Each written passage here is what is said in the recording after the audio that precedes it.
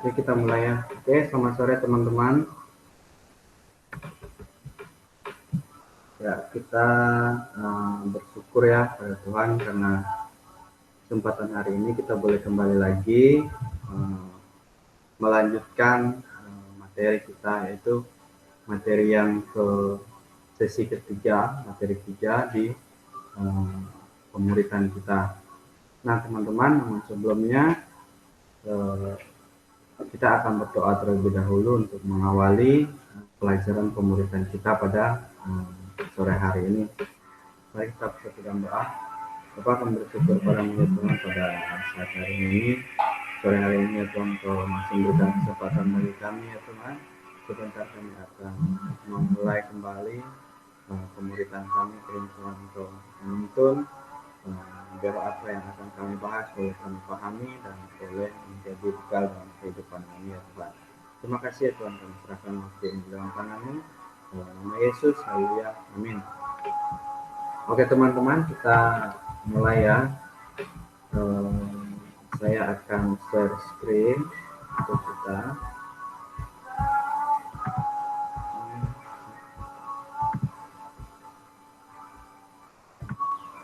Nah, ini hari ini pembahasan kita yaitu sesi ketiga di pertemuan ketiga, yaitu yang bertema mendapatkan kembali penglihatan rohani. Ini terdapat dalam kitab 2 Raja-Raja pasal yang ke-6 ayat 8 sampai ayat yang ke-18. Oke, saya akan bacakan untuk kita semua ya. Raja-Raja, kita simak bersama-sama apa yang dikatakan oleh raja-raja ini. Nah, di sini tema besarnya di kitab Raja-Raja ini dikatakan tindakan Elia dalam perperangan melawan Aram. Ayat 8. Raja negeri Aram sedang berperang melawan Israel. Ia berunding dengan pegawai-pegawainya, lalu katanya, ke tempat ini dan itu haruslah kamu turun menghadang. Tetapi abdi Allah menyuruh orang kepada Raja Israel mengatakan, awas, jangan lewat dari tempat itu, sebab orang Aram itu sudah turun menghadang ke sana. Sebab itu Raja Israel menyuruh orang-orang ke tempat yang disebut abdi Allah kepadanya. Demikian Elia memperingatkan kepadanya supaya berawas-awas di sana bukan sekali dua kali. Lalu mengamuklah hati Raja Aram tentang hal itu. Maka dipanggilnyalah pegawai-pegawainya, katanya kepada mereka, tidakkah dapat kamu memberitahukan kepadaku siapa dari kita memihak kepada Raja Israel? Tetapi berkatalah salah seorang pegawainya, tidak tuanku Raja, melainkan Elia, nabi yang di Israel. Dialah yang memberitahukan kepada Raja Israel tentang perkataan yang diucapkan oleh tuanku di kamar tidurmu. Berkatalah Raja, pergilah melihat di mana dia, supaya aku menyuruh orang menangkap dia. Lalu diberitahukanlah kepadanya, dia ada di Dotan. Maka dikirimnyalah ke sana kuda serta kereta dan tentara yang besar. Sampailah mereka pada waktu malam, lalu mengepung kota itu. Ketika pelayan abdi Allah bangun pagi-pagi dan pergi keluar, maka tampaklah suatu tentara dengan kuda dan kereta ada di sekeliling kota itu. Lalu berkatalah bujangnya itu kepadanya, celakalah tuanku, apakah yang akan kita perbuat? Jawabnya, jangan takut, sebab lebih banyak yang menyertai kita daripada yang menyertai mereka. Lalu berdoalah Elia, ya Tuhan, bukakanlah kiranya matanya supaya ia melihat. Maka Tuhan membuka mata bujang itu, sehingga ia melihat, tampaklah gunung itu penuh dengan kuda dan kereta berapi sekeliling Elia. Nah, ketika orang Aram itu turun mendatangi dia, berdoalah Elia kepada Tuhan, bukakanlah kiranya mata orang-orang ini maka dibutakannya lah mata mereka sesuai dengan doa Elia. Nah, sekian panjang pembacaan firman Tuhan kita baca. Nah, ini kita akan membahas dari kitab Raja-Raja ini, yaitu mendapatkan kembali penglihatan rohani. Apa yang dimaksud?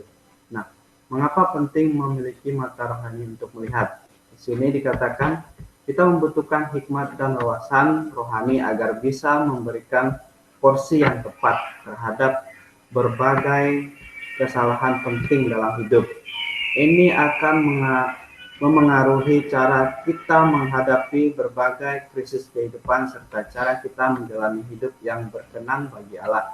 Nah, maksudnya di sini adalah wawasan rohani agar kita dapat memberikan porsi yang tepat terhadap, maksudnya supaya kita bisa menentukan apa yang harus kita lakukan dan apa yang penting yang harus kita kerjakan dalam kehidupan kita gitu. Nah, terus dikatakan serta kita menjalani hidup yang berkenan. Nah, dengan adanya hikmat dan mata rohani yang dikatakan tadi, kita dapat menjalankan hidup yang benar dan berkenan kepada Allah gitu. Itu yang dimaksudnya. Kemudian kemampuan melihat dari sudut pandang Allah merupakan kunci bagi pertumbuhan dan vitalitas rohani. Ketika kita mengenal Allah sebagaimana seharusnya Dia dikenal, kita akan dimampukan hidup dalam damai dengan Allah dan mengalami kuasanya dalam hidup kita. Nah, jadi ketika kita mampu melihat segala sesuatu dari sudut pandangnya Allah, dari perubahan dan pasti vitalitas kerohanian kita akan bisa mengenal Allah dengan benar. Kita bisa mengenal Allah sesuai dengan apa yang firman Tuhan katakan. Kita hidup dalam kedamaian dengan Allah dan kita mengalami segala kuasa-kuasa yang berasal dari Allah. Kuasanya Allah itu bisa nyata dalam kehidupan kita ketika kita mengenal Allah dan kerohanian kita itu kita pahami dan kita bisa menikmatinya dalam kehidupan sehari-hari, yaitu rasa damai dan menikmati kuasa-kuasa daripada Allah itu. Apa yang menghambat kita memiliki mata rohani untuk melihat? Apa itu? Nah, ini kadang-kadang hal yang terlihat sangat sederhana, tetapi ini yang menjadi penghambat yang begitu besar dalam kita dapat melihat kerohanian, memiliki mata rohani maksudnya, dalam yang menghambat beban yang berlebihan. Nah, ini kadang-kadang kita menjadikan hal seperti ini, maksudnya beban yang berlebihan itu kadang-kadang itu menjadi beban, maksudnya menjadi momok dalam kehidupan kita, supaya kita tidak melihat apa itu penglihatan mata rohani kita tertutup karena yang dalam yang kita pikirkan itu hanya beban gitu kan. Kita ini dikatakan di sini kita kita kewalahan oleh berbagai tuntutan, harapan dan target setiap hari. Kesibukan berlebihan akan menimbulkan tekanan dalam hidup yang menghalangi kita untuk melihat rencana Allah. Nah, ketika kita berpikir kita selalu berbagai tuntutan itu, kita memikirkan harapan kita, target kita setiap hari itu selalu membuat target yang terlalu berlebihan, terlalu kayak padahal sesuatu yang sebenarnya kita tidak mampu capai, terus kita membuat target, saya harus capai hari ini. Itu kadang-kadang itu yang menjadi beban gitu loh, menjadi beban dalam kehidupan kita sehari-hari, dan itu membuat mata rohani kita itu tertutup, yang semestinya itu kita bisa atasi gitu. Terus segala kesibukan kita akan menimbulkan tekanan dalam hidup yang menghalangi kita untuk melihat rencana besar Allah ini. Kadang-kadang tekanan-tekanan itu dalam kehidupan kita itu yang menjadi penghalang bagi kita untuk melihat rencana Allah dalam kehidupan kita. Terus yang selanjutnya itu pendekatan yang humanistis terhadap kehidupan. Kita memandang kehidupan dalam tataran lahiriah dan pragmatis dan bukan sebagai sesuatu yang rohani. Ketika hal ini terjadi, kita gagal melihat Allah sebagai Allah. Maksudnya kenapa dikatakan gagal melihat Allah sebagai Allah? Karena pendekatan yang kita lakukan yaitu kita menjalankannya secara lahiriah, bukan secara yang dikatakan oleh firman Tuhan. Maka ketika kita melakukan itu secara lahiriah, secara dunia, secara duniawi, ya kita tidak bisa memandang apa yang menjadi kehendak Allah, dan kita tidak bisa melihat Allah itu sebagai Allah di dalam kehidupan kita. Maksudnya seperti itu, malah kemungkinan besar kita bisa menjadikan Allah itu sebagai istilahnya batu sandungan lah buat kita. Kenapa? Misalnya contohnya, kenapa saya harus seperti ini? Kenapa banyak sekali beban dalam kehidupan saya gitu? Kalau kita memandang secara lahiriah dalam kehidupan kita. Terus yang selanjutnya, dosa dan keterasingan dari Allah. Ketika kita hidup, kita tidak selaras dengan Allah, kita tak mungkin dapat berjalan di dalam kehendaknya. Kita akan berjalan dalam kebutaan rohani. Nah, ini juga yang menjadi satu hal yang menjadi penghalang ya, dosa itu sudah jelas lah. Kalau kita berbicara tentang dosa ini, jelas-jelas itu hal yang sangat bertentangan ya dalam kita melihat sesuatu yang begitu luar biasa tentang Allah kita ya. Kalau sudah berkaitan dengan dosa, kita akan merasa terasing dari Allah. Kita akan tidak hidup kita itu tidak selaras dengan apa yang Allah inginkan, dan kita juga mungkin melenceng dari jalannya Allah, dari kehendaknya Allah. Kita akan berjalan dalam kebutaan rohani. Tentunya kita tidak bisa melihat apa sebenarnya yang menjadi keinginan Allah di dalam kehidupan kita. Nah, selanjutnya yaitu bagaimana ini penyelesaiannya. Bagaimana kita dapat memperoleh cara pandang yang rohani dan hikmat untuk dapat mengenal hati Allah. Itu bagaimana caranya ya? Kita lihat di sini. Nah, cara pandang rohani kita peroleh hanya ketika kita menaati Allah dan menundukkan diri pada kehendaknya atas hidup kita. Nah, ini sudah jelas ketika kita mau melihat memiliki mata rohani, memiliki suatu hikmat ya, tentunya kita menaati Allah dan menundukkan diri kita kepada setiap kehendak Allah, setiap apapun yang menjadi perintah Allah, yaitu yang dikatakan oleh firman Tuhan, itu yang harus kita lakukan. Nah, terus tak ada jalan pintas untuk mendapat cara pandang rohani dan hikmat dalam menjalani hidup. Hal-hal rohani ditangkap secara rohani. Nah, ya, tidak ada cara lain yang dapat kita lakukan untuk mendapatkan hikmat dalam menjalani hidup. Ya, tentunya dengan kita melakukan hal-hal yang secara rohani, hal-hal yang ya berkaitan dengan firman Tuhan, yang tidak bertentangan dengan kebenaran firman Tuhan gitu. Itu adalah hal yang harus kita lakukan agar kita bisa menikmati yang namanya mata rohani, itu supaya kita dapat memiliki hal tersebut ya, dengan kita melakukan hal-hal yang rohani ya, ditangkap. Ini dikatakan ditangkap secara rohani, itu berarti kita harus melakukan hal-hal yang sesuai dengan firman Tuhan gitu.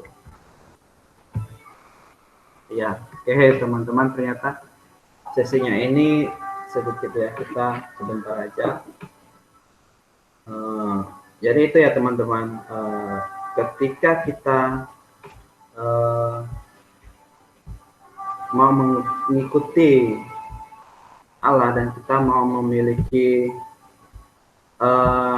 yang namanya mata rohani tadi ya, ketika kita mau memiliki hal tersebut ya, kita harus benar-benar bisa menjalankan kehendak Allah. Maksudnya kita harus bisa berbaur dengan baik ya dengan Allah. Maksudnya kita harus benar-benar bisa mengenal Allah. Dengan begitu kita dapat memiliki hal tersebut ya, mata rohani tadi memiliki hikmat. Jadi dengan begitu kita bisa menikmati tadi kuasanya Allah, kedamaian dalam Allah itu jika kita ingin memiliki hal tersebut. Nah teman-teman, mungkin dari hal-hal yang kita baca tadi, kita pelajari tadi, mungkin dari teman-teman ada pertanyaan atau teman-teman punya suatu hal yang menolong teman-teman untuk mendapat apa namanya penglihatan rohani atau mendapatkan hikmat tadi gitu. Mungkin teman-teman bisa bagikan, bisa sharingkan, atau mungkin ada yang mau ditanyakan gitu. Ya, silakan teman-teman. Gimana dengan Peles, gimana? Ayo, silakan. Kalau aku lagi nggak ada, Bang. Kalau di Esther gimana? Mungkin ada pertanyaan. Peles mungkin kalau ada pertanyaan gitu, sesuatu yang mau ditanyakan. Gimana?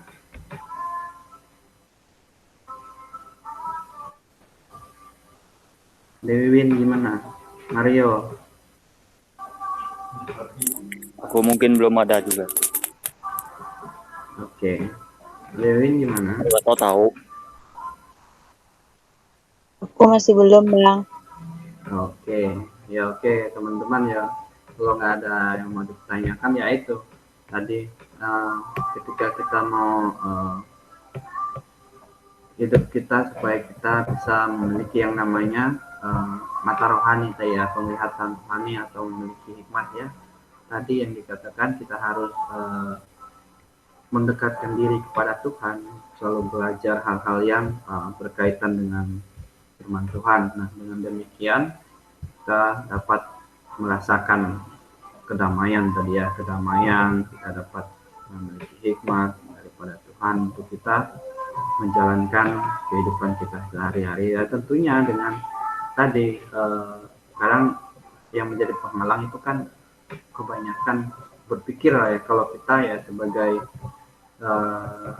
pemuda ya, kita pasti ya banyak berpikir, mungkin berpikir soal masa depan, mungkin berpikir soal tugas-tugas kita, tugas-tugas yang tanggung jawab yang ya contohnya tugas-tugas kuliah, entah apapun tugas atau skripsi atau tanggungan beban hidup ya hari-hari itu kadang membuat kita terlalu banyak berpikir dan itulah yang menjadi sebenarnya menjadi masalah gitu loh, yang menjadi penghalang untuk kita bisa melihat bahwa Tuhan itu sebenarnya ada gitu loh. Kita malah kadang-kadang berpikir, kalau saya secara pribadi ya, kadang-kadang saya berpikir loh kok berat sekali gitu loh, kok berat sekali yang saya alami gitu kan. Kadang itu yang membuat menutupi mata rohani kita ya untuk melihat bahwa Tuhan itu sebenarnya selalu ada dalam kehidupan kita. Dia selalu menyertai kita gitu. Karena kita kalah dengan hal tersebut gitu. Hal yang menjadi pemikiran kita gitu.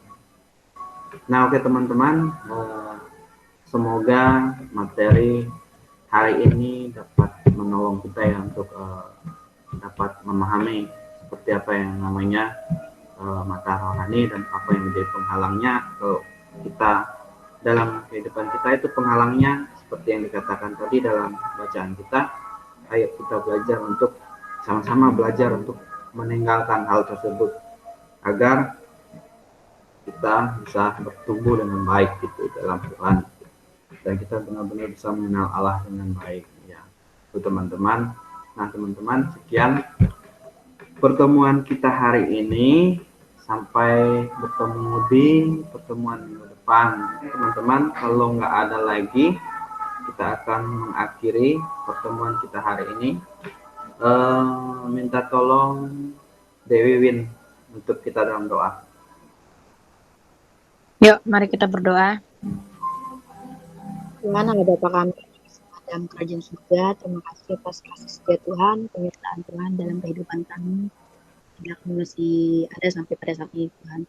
Tuhan, terima kasih juga untuk Tadi udah beberapa yang kami pelajari mengenai pemuridannya Bapak, biarlah semua ini bisa menjadi manfaat untuk kami dan untuk kedepannya kami lebih baik lagi Bapak. Tuhan Yesus, terima kasih atas kasih setiamu untuk dalam kehidupan kami Bapak. Tuhan, sebentar kami mengakhiri pertemuan kami pada sore hari ini Bapak. Terima kasih Tuhan Yesus, hanya ini doa kami, haleluya, amin. Oke, amin. Terima kasih Dewi Win. Oke teman-teman, terima kasih ya untuk hari ini. Tuhan berkati. Oke, boleh keluar. Tuhan berkati. Terima kasih.